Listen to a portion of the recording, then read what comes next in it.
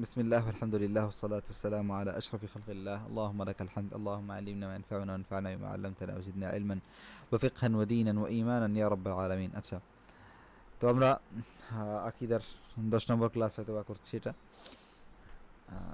আমাদের আকীদার প্রতিদিন ক্লাস যেহেতু 15-20 মিনিট অল্প করে হয় এজন্য হয়তো আমরা মানে সেরকম বেশি একটা পড়তে পারিনি আর আকীদা একটু ভারী সাবজেক্ট হয়ে গেছে যেতে এটা অনেক মানে আমরা যেটা পড়তেছি এটা একদম বেসিক না সহজ করে পড়তেছি বাকি মাসালা মাসাইল সব কিছু অনেক বেশি তোমরা আবার শুরু করি মোকাদ্দিমাটা দেখি মোকাদ্দিমাতে আমরা সালাফদের পরিচয় জেনেছিলাম আহলে সুন্নাতের মাযহাব মানহাজ যেটা যে ইজমাই মাসালা সেটা হচ্ছে আহলে সুন্নাতের মানহাজ এটা আমরা জানছি এরপরে আমরা তাদের কিছু উসুল জেনেছিলাম ঐক্যতে গুরুত্ব দেওয়া অধিকাংশ মানুষ মুসলমান আহলে সুন্নাতের একমাত্র অনুসরণী ব্যক্তি পরিপূর্ণভাবে রাসূল সাল্লাল্লাহু আলাইহি ওয়াসাল্লাম আচ্ছা এরপরে আকীদার দলিল মানে আকীদাকে আমরা কীভাবে জানবো এটার জন্য 3টা মৌলিক জিনিস জেনেছিলাম 3টা বলতে এখানে 7টা লেখা তো এই একটা কালারের হচ্ছে একটা গ্রুপ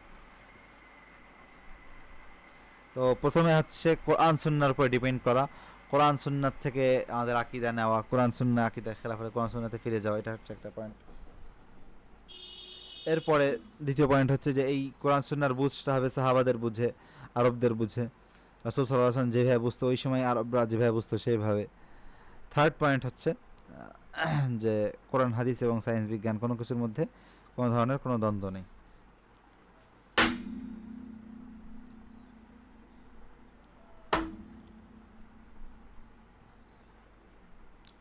আচ্ছা এরপরে আসি আহকাম ও মাসাইল আকীদা আকীদার কিছু মাসালা এগুলো আমরা পড়ছিলাম বিশেষ করে সবচেয়ে গুরুত্বপূর্ণ যেটা পড়ছি যে আকীদার মাসালা সব সমান না কিছু মাসালা আছে ইজতিহাদি মানে ওই বিষয়ে মতনৈক্য করা যাবে এরকম কিছু মাসালা আছে তো এই সকল মাসালাতে যোগ্য কোনো ব্যক্তি যদি মতনৈক্য করে তাহলে সেটা সমস্যা নেই এবং এখান থেকে আমরা এটা বুঝতেছি যে আকীদায় যদি কেউ আমাদের মানে একমত না হয় তার মানেই যে সে গোমরা হবে এরকম না আকীদার কিছু মাসালা আছে যে মাসালাগুলোতে ছাড় দেওয়া যায় আকীদার সব মাসালা একই স্তরে না আচ্ছা এছাড়াও আকীদা আমরা যে কোনো সঠিক দলিল দিয়ে জানতে পারি মানে তবে আকীদার দলিলগুলো হওয়া লাগবে মানে আকীদার যেগুলো অনেক উসুলি মাসালা এগুলোর দলিলগুলো কাতাই হওয়া লাগবে তো যাই হোক এগুলো আমরা আলোচনা করছি এরপরে আমরা আসি আল্লাহ তাআলার অস্তিত্বের প্রমাণে এখানে আমরা দলিলুল খালকের ইজাদ সৃষ্টি আছে তো সৃষ্টিকর্তা আছে এটা পড়ছি ফিতরত আমাদের মন থেকে আমরা সৃষ্টিকর্তা অনুভব করতে পারি গরিজা আমাদের স্বভাবগুলো প্রমাণ করে যে এইগুলো কেউ সৃষ্টি করেছে কারণ আল্লাহ ছাড়া এগুলো সৃষ্টি করা সম্ভব না মাবাদে আকলি আমাদের যে যুক্তি আছে এই যুক্তিগুলো আল্লাহ ছাড়া কেউ দিতে পারবে না আখলাক আমাদের যে আখলাক নৈতিকতা আছে এই নৈতিকতা সৃষ্টিকর্তা ছাড়া ব্যাখ্যা করাও সম্ভব না এগুলো এবং এটার অস্তিত্ব সৃষ্টিকর্তা ছাড়া সম্ভব না আচ্ছা সেগুলো আমরা পড়ছি এরপর আমরা আসি তাওহীদে আমরা বলছিলাম যে আকীদা আমরা প্রথমে পড়ি আল্লাহকে নিয়ে যেটাকে ইলাহিয়াত বলা হয় এরপরে দ্বীনকে নিয়ে পড়ি দ্বীনিয়াত এরপরে নবী রাসূলদেরকে নিয়ে পড়ি নবুওয়াত এরপরে গায়েব বিষয়ে পড়ি গায়বিয়াত এরপরে বিভিন্ন ছড়ানো ছিটানোর বিষয় নিয়ে পড়ি মুতাফাররিকাত এই হচ্ছে 5টা আর মুকাদ্দিমাত যদি যোগ করি অর্থাৎ মানে মুকাদ্দিমাত মানে হচ্ছে যেগুলো একটু আগে পড়লাম কিছু মুকাদ্দিমা তো সেগুলো সহ 6টা হবে তো আমরা এখন ইলাহিয়াতে ছিলাম ইলাহিয়াতে বলছি যে তাওহীদ নিয়ে আলোচনা হবে আল্লাহর গুণাবলী নিয়ে আলোচনা হবে তাকদীর নিয়ে আলোচনা হবে তো আমরা তাওহীদেই আছি মানে আল্লাহ তাআলা সংক্রান্ত যে আকীদা এটা হচ্ছে সবচেয়ে বড় আকীদা সেকেন্ড স্টেপে এসে ঈমানের আকীদা সবচেয়ে বড় তারপরে বাকিগুলো ছোট ছোট আচ্ছা তো আল্লাহ সংক্রান্ত যে আকীদা এখানে আমরা সর্বপ্রথম তাওহীদ 2 প্রকার জানছিলাম যে তাওহীদুল খাসায়েস আর তাওহীদুল হুকুক আল্লাহ তাআলার বৈশিষ্ট্যের তাওহীদ বৈশিষ্ট্য একমাত্র শুধু আল্লাহর আছে এবং আল্লাহ তাআলার যে অধিকার এগুলো একমাত্র আল্লাহ সেটা বিশ্বাস করা এরপরে আমরা তাওহীদুল খাসায়েস নিয়ে আলোচনা শুরু করছি যে আল্লাহ তাআলার যে বৈশিষ্ট্য সেই রিলেটেড তাওহীদ কি তাবারুক বরকত নিয়ে পড়েছি যে শরীয়তে যে পন্থা আছে সেই পন্থা শুধু বরকত না যাবে এর বাইরে শিরক হইতে পারে শিরক আসগার হতে পারে হারাম হতে পারে বিভিন্ন কিছু হতে পারে তামিমা ঝাড়ফুঁক তামিমা হচ্ছে তাবিজ এবং রুকিয়া ঝাড়ফুঁক নিয়ে আমরা আলোচনা করছি এবং বলছি যে এই দুটো জায়েজ হচ্ছে দুটো শর্তে একটা হচ্ছে যে শরঈ দোয়া হইতে হবে মাশরুউ দোয়া হইতে হবে জায়েজ দোয়া হইতে হবে এমন দোয়া হইতে হবে যেগুলো কোরআন হাদিস এর সাথে মিল কোরআন হাদিসের থেকে অথবা দেখা যাচ্ছে যে মানে কোরআন হাদিসেতে মিল আছে এরকম কোনো দোয়া, ইসলাম যেই ধরনের দোয়াকে সমর্থন করেন এরকম কোনো দোয়া না। এরকম দোয়ার মধ্যে কোনো ধরনের শিরকি কোনো কিছু থাকবে না, দোয়ার মধ্যে কোনো ধরনের আল্লাহ ছাড়া অন্য কাউকে দোয়া থাকবে না, এই এই আর কি, মানে সরাই দোয়া হওয়া লাগবে। আচ্ছা, দ্বিতীয় শর্ত ছিল যে সেটা আরবি ভাষা না, যে কোনো বোঝে আসে এরকম যে কোনো ভাষায় হলেই হবে। এই দুটো শর্ত থাকলে ঝাড়ফুঁক, রোকেয়া, তাইমা এগুলো জায়েজ। আচ্ছা, এরপরে যদিও এখানে জায়েজের কথা বলা হয়েছে, যদিও ঝাড়ফুঁক, তাইমা এগুলো কোরআনের আয়াত, কোরআন কোরআন দিয়ে হওয়া উচিত, হাদিসে যে সকল দোয়া আসছে সেগুলো দিয়ে হওয়া উচিত, তবুও এটা আর কি হুকুম। আচ্ছা, এরপরে আমরা সেহের জাদু নিয়ে আলোচনা করেছি, ইলমুল গায়েব নিয়ে আলোচনা করেছি, যেখানে গায়েবে মুতলাক আছে, সব জানে আল্লাহ তাআলা, এটা আল্লাহ ছাড়া কারোর জন্য না। গায়েবে নিসবির কথা বলেছি, যে এটা কিছু মানুষ জানে কিছু মানুষ জানে, এটা এটা দাবি করাটা কুফরি, সেটা বলেছি। এরপরে কাহানাত নিয়ে আলোচনা করেছি। কাহানাত মানে হচ্ছে মানে গায়েব দাবি করা কোনো গোপন উপায়ে, এবং আমরা বলছি যে আমরা কাহানাতের ক্ষেত্রে সেটা শিরক হইতে পারে, যদি সে তার মধ্যে কোনো শিরক থাকে হারাম হবে সেটা।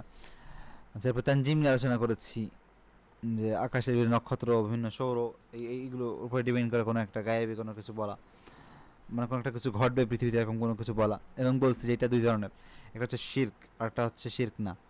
তো যেটা শিরক না সেটা হারাম হইতে পারে, যদি দেখা যাচ্ছে যে এমন কোনো কিছু, মানে শিরক কখন হবে, যখন সেখানে শিরকি কোনো উপাদান থাকবে, আল্লাহ তাআলার বৈশিষ্ট্য কিংবা আল্লাহ তাআলার অধিকার এখানে থাকবে আল্লাহ ছাড়া অন্য কারোর জন্য, তখন সেটা শিরক হবে। আর শিরক হবে না, হারাম হবে যখন সেটা দেখা যাচ্ছে যে ওই ধরনের শিরকের কোনো উপাদান নেই, বাকি এমনিতেই দাবি করা হচ্ছে, যেটা কোনো প্রমাণ যুক্তি সায়েন্স টায়েন্স কোথাও নেই, সেটা হারাম। আর আরেকটা হচ্ছে জায়েজ, যখন বৈজ্ঞানিক কোনো উপায়ে সেটা কোনো কিছু দাবি করা হলো, সেটা হচ্ছে জায়েজ। এরপরে আমরা তাতায়ুল নিয়ে আলোচনা করেছি, কোনো কিছুকে অশুভ মনে করা, যেটা শিরক আসগর হবে। তবে শিরক আকবরের উপাদান, অর্থাৎ শিরকুল খাসায়েস, শিরকুল হকুক থাকলে সেখানে শিরক আকবরের উপাদান, মানে শিরক আকবর হবে, হারাম হবে। যদি শুধু জাস্ট অশুভ মনে করে, কিন্তু মানে দেখা যাচ্ছে অশুভ মনে করছে কিন্তু সে কাজ থেকে বিরত থাকেনি, তাহলে সেটা হারাম। কিন্তু যদি সে কাজ থেকে বিরত থাকে তাহলে শিরক আসগর হবে। আচ্ছা, তাসওয়ির, ছবি তোলা নিয়ে আমরা আলোচনা করেছি।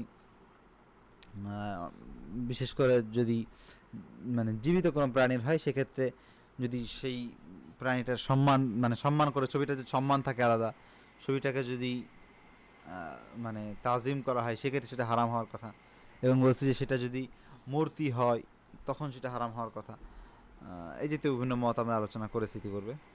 আচ্ছা, এরপরে আমরা চলে আসি তাওহীদের দ্বিতীয় ইস্যে। তাওহীদের দ্বিতীয় ইস্যে আমরা বলছি তাওহীদুল হুকুক, অর্থাৎ প্রথমে তাওহীদুল খাসায়েস, আল্লাহ তাআলার বৈশিষ্ট্য নিয়ে আলোচনা করছি। এখন আল্লাহ তাআলার অধিকার নিয়ে আলোচনা। অধিকারের মধ্যে আমরা বলছি যে প্রথম অধিকার হচ্ছে আল্লাহ তাআলার ইবাদত করা, এবং ইবাদতের কয়েকটা প্রকার বলেছে: অন্তরের ইবাদত, জবানের ইবাদত, কাজের ইবাদত, তিনটা নিয়ে আলোচনা হয়েছে। অন্তরে রিয়া, তাসমি, এগুলো শিরকে আসগার বলেছি, এবং যেই কাজে ঢোকে সেই কাজ বাতিল হয়ে যায়। এরপরে দুনিয়ার কোনো কিছুকে চাওয়া, মানে দিনই কোনো কিছুর কারণে মাধ্যমে দুনিয়ার কোনো কিছুকে চাওয়া, এর অনেক কয়েকটা কারণ বলেছি। বিশেষ করে যদি কেউ ফরজ ইবাদত করে, মানে যদি কেউ ফরজ ইবাদতে শুধু দুনিয়াকে চায়, তাহলে তার এই মানে শুধু দুনিয়া কিংবা মানে দুনিয়ার মানে মিডিয়া, মানে দুনিয়ার মতো, মানে ফরজ ফরজ কাজে দুনিয়াকেও যাচ্ছে আর আল্লাহকেও চাচ্ছে সমান সমান, সেক্ষেত্রে সেই ফরজ কাজের সওয়াব নষ্ট হবে। আর যদি সেটা নফল কাজ হয় তাহলে সমস্যা নেই।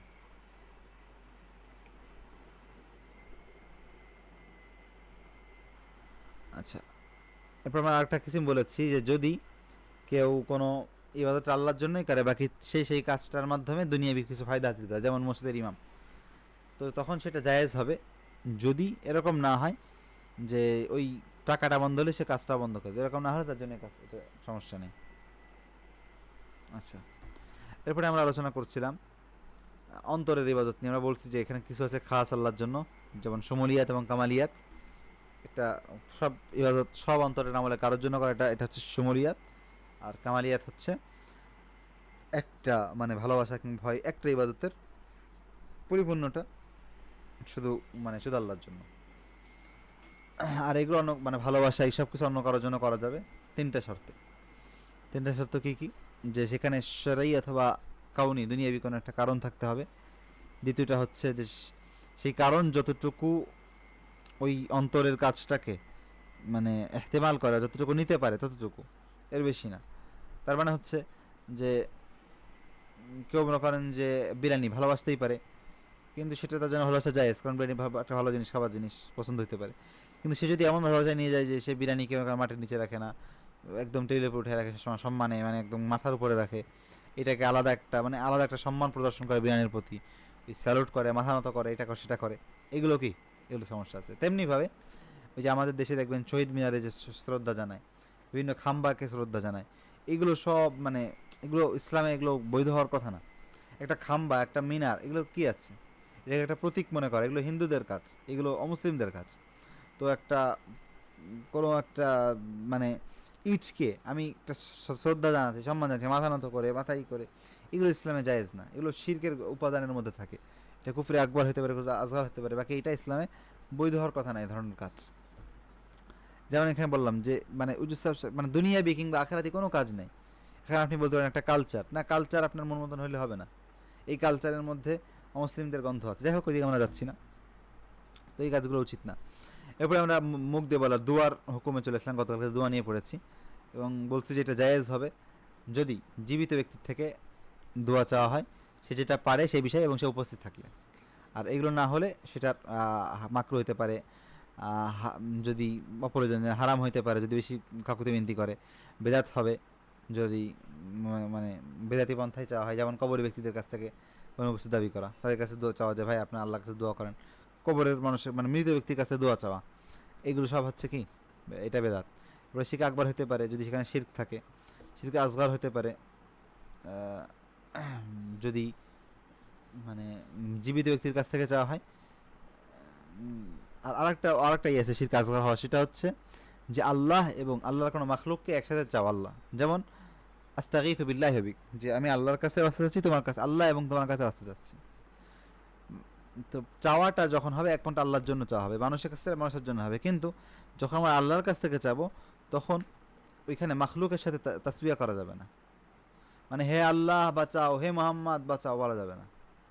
হে আল্লাহ বাঁচাও, তারপরে আপনি মানে মানে আল্লাহ এবং মোহাম্মদ আমাকে বাঁচাও এভাবে বলতে পারবেন না। মানে তার শিরিক ওয়াও দিয়ে, এবং যে তুমি এবং আল্লাহ আমাকে বাঁচাবে, তুমি এবং আল্লাহ আমাকে এটা করবে, এই কথাটা বলা যাবে না। বলতে হবে যে আল্লাহ আমাকে বাঁচাবে, আর আল্লাহ চাইলে তুমি আমাকে সাহায্য করবে, এরকম একটা কথা। তো আল্লাহর কাছ থেকে চাইতে হবে, মানুষের কাছ থেকে চাইলেও সেটা যদি আল্লাহর কাছে চাওয়া হয়, তাহলে সেক্ষেত্রে মানুষের সাথে তাসবিয়া করা যাবে না, যে তুমি এবং আল্লাহ আমাকে দাও, এই কাজটা করা যাবে না।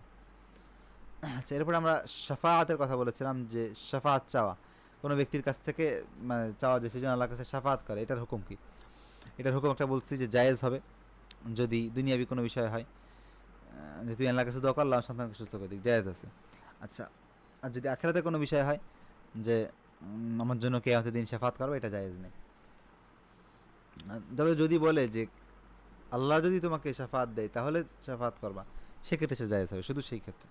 আচ্ছা, মৃত ব্যক্তির কাছ থেকে যদি কবরের কাছে থেকে হয় তাহলে সেটা হারাম, বেদাত। আর যদি কবর থেকে দূরে হয় তাহলে সেটা শিরক হবে, কারণ সেখানে কেমন যেমন বিশ্বাস করা হচ্ছে মৃত ব্যক্তি ইলমুল গায়েব জানে। আচ্ছা, আমাদের সময় অনেকখানি শেষ হয়ে গেল। সর্বশেষে আমরা একটা জিনিস দেখি, সর্বশেষ কিনা যাই না, কবর রিলেটেড একটা মশলা। হাদিসে আসছে যে কবরকে মসজিদ বানানো, মানে কবরকে মসজিদ বানানো হাদিসে নিষেধ আসছে, লা তাত্তাখিযুল কুবুর মাসাজিদ, কবরকে তোমরা মসজিদ হিসেবে বানানো। তো কবরকে মসজিদ হিসেবে বানানো মানে কি? এখানে কয়েকটা অর্থ আছে। একটা হচ্ছে যে কবরের মাঝখানে নামাজ পড়া, পাশে কবর রেখে নামাজ পড়া, এই সবগুলোই হচ্ছে অনুচিত এবং মানে জায়েজ না। আর একটা হচ্ছে যে কবরের উপরে দাঁড়ায় নামাজ পড়া, আর একটা হচ্ছে যে কবরের উপরে মসজিদ বানানো, আর একটা হচ্ছে কবরকে সামনে রেখে নামাজ পড়া। এই চারটে সুরত, এই সবগুলোই ইসলামে বৈধ না। আচ্ছা, আর কবরে কোনো কিছু বানানো, সেটার হুকুম কি? মানে কবরে কোনো কিছু বানানো, একটা হচ্ছে যে কবরের উপরে মসজিদ বানানো, এটা তো জায়েজ নাই। বাকি কবরের উপরে ইট বানানো, কোনো স্থাপনা বানানো, সেটার হুকুম কি? যেমন মাজার বানানো, রুম বানানো, এরপরে গম্বুজ বানানো, এগুলোর মধ্যে ইখতিলাফ আছে জায়েজ নাকি জায়েজ না। তবে মানে মুআল্লিফ যে লেখক তার তারজিহ হচ্ছে যে সেটা হারাম। আচ্ছা, কবরে লেখার হুকুম কি? কেউ বলছে মাকরুহ, কেউ বলছে জায়েজ, কেউ বলছে মানে হারাম। আর মানে কেউ বলছে যে শুধু নামটাই শুধু লেখা যাবে কবরের উপরে, মানে অনেক কিছু লেখা টেখা এগুলো না, মানে অনেকে আছে লেখে যে অমুকের বাচ্চা অমুক তমুক অমুক আলেম এত আল্লামা, এগুলো কবরে লেখা ঠিক না। সে আল্লাহর সামনে আল্লাহর থেকে বড় কেউ নেই।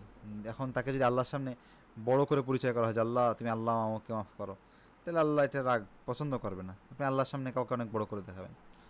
তো এই আর কি। আচ্ছা, আমরা আজকে এ পর্যন্ত স্টপ করে, আজকে বেশি কিছু পড়া হয়নি। তো আগামীকালকে আমাদের মানে আগামী ক্লাসে আমাদের গুরুত্বপূর্ণ একটা হক থাকবে। আল্লাহ তাআলার একটা হক ইবাদত। আমরা ইবাদতের অনেকগুলো পার্ট জেনে ফেললাম। মৌখিক মানে অন্তরের ইবাদত, মৌখিক ইবাদত, কাজের ইবাদত, এগুলো আমরা জানছি। নেক্সট ক্লাস ইনশাল্লাহ আল্লাহ তাআলার আর একটা হক আছে, আর একটা হক আছে।